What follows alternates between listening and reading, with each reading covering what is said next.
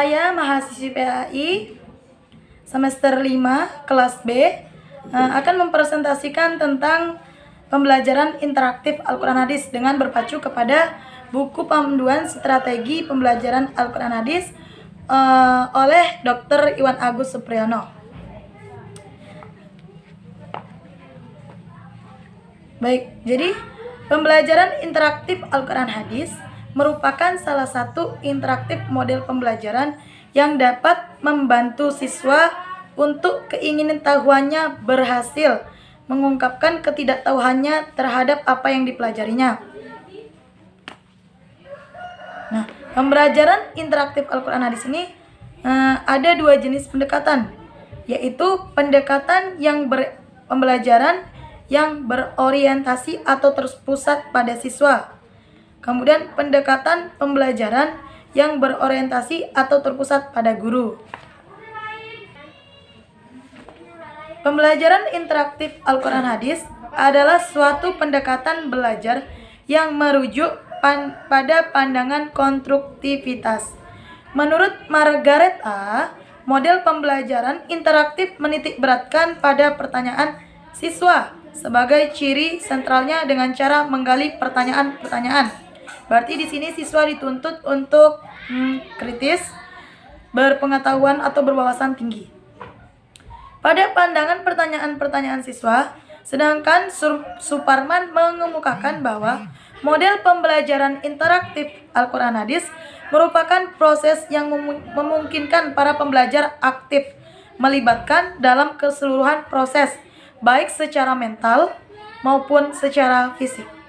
Dan pembelajaran interaktif Al-Quran Hadis itu sendiri memberikan struktur pengajaran sains yang melibatkan pengumpulan dan pertimbangan untuk pertanyaan-pertanyaan siswa, diajak untuk berpikir tentang konsep yang akan dipelajari.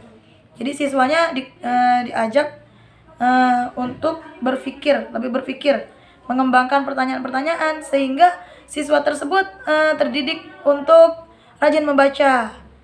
Karena kalau interaktif tuh jadi rajin membaca siswa-siswanya.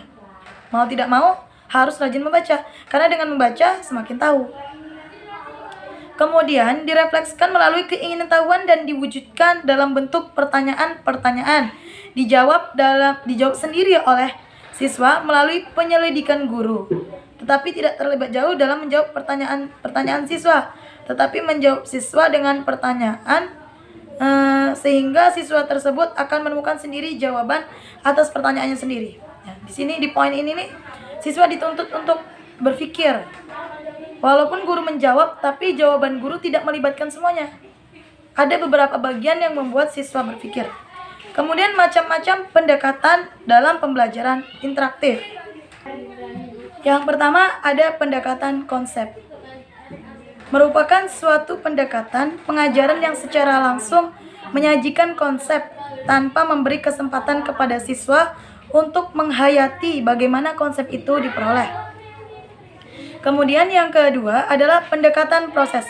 Merupakan suatu pendekatan pengajaran memberikan kepada siswa untuk ikut menghayati proses penemuan atau penyusunan suatu konsep sebagai suatu keterampilan proses.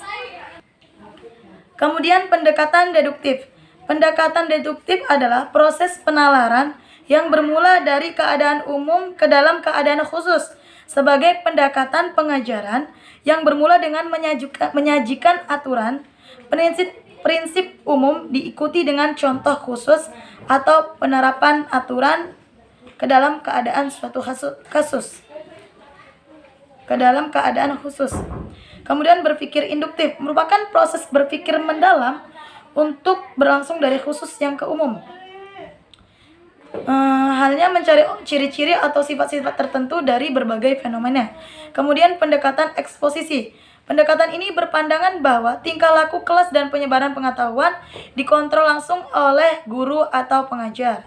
Kemudian pendekatan heuristik, yaitu merancang pembelajaran dari berbagai aspek, dari pembentukan sistem instruksional, mengarah pada pengaktifan peserta didik, mencari dan menemukan sendiri opini, fakta-fakta, prinsip serta konsep-konsep yang mereka butuhkan.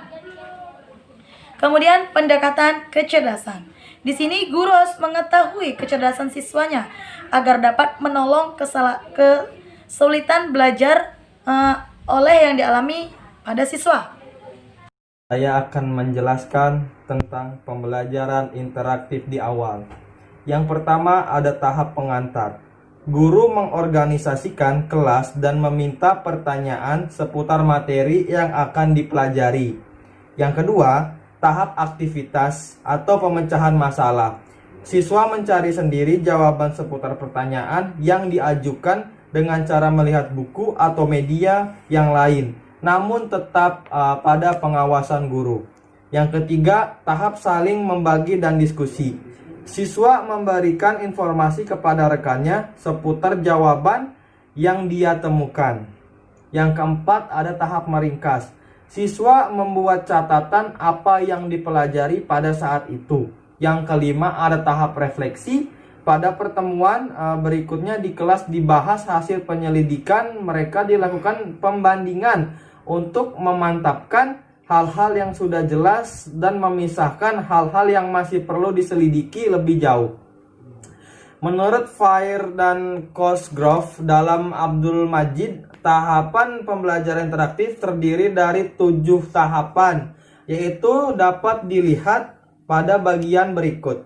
Yang pertama ada tahap persiapan, yang kedua tahap pengetahuan awal, yang ketiga ada tahap kegiatan eksplorasi, yang keempat ada tahap pernyataan siswa, yang kelima ada tahap penyelidikan, yang keenam ada tahap pengetahuan akhir, yang keenam ada tahap refleksi. Baik, berikutnya kelebihan dan kekurangan strategi pembelajaran interaktif Al-Quran Hadis. Yang itu ada kelebihan strategi pembelajaran interaktif Al-Quran Hadis itu, kelebihannya adalah pembelajaran interaktif sebagaimana dikemukakan oleh Suprayekti dalam Abdul Majid adalah bahwa peserta didik belajar mengemukakan pertanyaan namun merumuskan pernyataan, mencoba mengemukakan jawaban terhadap pernyataan sendiri dengan melakukan observasi atau pengamatan. Dengan cara seperti ini, peserta didik menjadi kritis dan aktif dalam belajar. Sedangkan menurut Reni dalam Abdul Majid itu, kelebihan pembelajaran interaktif itu yang pertama, siswa lebih banyak diberikan kesempatan untuk melibatkan keingintahuannya pada objek yang akan dipelajari. Yang kedua itu, melatih mengungkapkan rasa ingin tahu melalui pernyataan-pernyataan yang diajukan oleh guru. Yang ketiga, memberikan sarana bermain bagi siswa melalui kegiatan eksplorasi dan investigasi. Yang keempat, guru itu menjadi fasilitator atau motivator dan merancang aktivitas belajar. Yang kelima itu menempatkan siswa sebagai subjek pembelajaran aktif. Yang keenam itu hasil belajar lebih bermakna. Yang ketujuh itu peserta didik dapat belajar dari temannya dan guru untuk membangun keterampilan sosial dan kemampuan-kemampuan. Yang kedelapan, mengorganisasikan pemikiran dan membangun argumen yang rasional. Baik, yang kedua adalah kekurangan strategi pembelajaran interaktif Al-Quran Hadis. Kegiatan belajar ini tidak ditekankan pada hasil tetapi pada proses. Jadi pada pembelajaran ini tidak ditekankan pada hasil tetapi pada prosesnya. Jadi lebih utama adalah menyusun strategi apa yang memperoleh pengetahuan mengalami bukan menghafal. Sekian dari kelompok kami, kurang lebihnya mohon maaf. Wassalamualaikum warahmatullahi wabarakatuh.